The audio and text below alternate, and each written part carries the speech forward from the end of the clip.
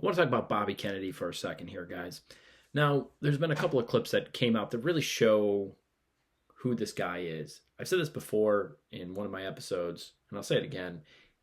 He's just not the guy for conservatives. He's not. I know that he's got this anti-vax stance, but if you think about it realistically, that stance would have been considered left-wing stance before COVID-19 hit. So he's really a fairly radical guy, and kind of shows it here in a couple of these clips. So I'm going to share these clips with you guys, and just keep that in mind when you're going to the polls in November. Kennedy's not the guy.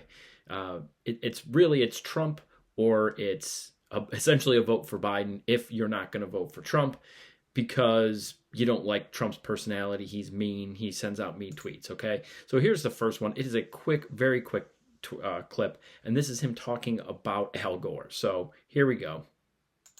Hi, I'm Bobby Kennedy, and I'm an acolyte of Al Gore's, and I believe I'm his biggest fan in the world. He's my hero, and hi, I'm Bobby Kennedy.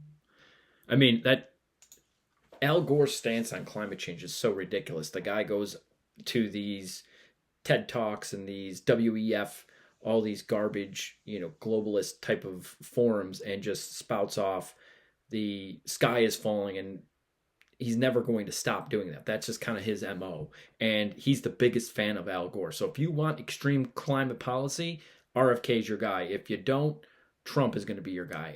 And Biden, he's clearly not your guy either, unless you really want that extreme climate policy. So here's a clip from him talking to Sage Steele regarding full-term abortion. Let's listen in. But so to leave, so in other words, keeping it as is with Roe versus Wade having been overturned and leaving it up to the states to determine if and when a woman can have an abortion? No, I wouldn't leave it to the states. You wouldn't, right? No, I would. You would say completely. It's up to the woman. My belief is we should leave it to the woman. We shouldn't have government involved, even if it's full term. Even if it's full term. Okay. So, I mean, there you have it. RFK talking, even if it's full-term abortion, he supports it. So, again, my point in showing this to my audience is, like I said before, RFK is not the guy. I get it. If you're fed up with the Trump circus that surrounds him, a lot of that has to do with the Democrats going after him with this crazy lawfare. But if you want the madness to end, RFK, he's just not the guy.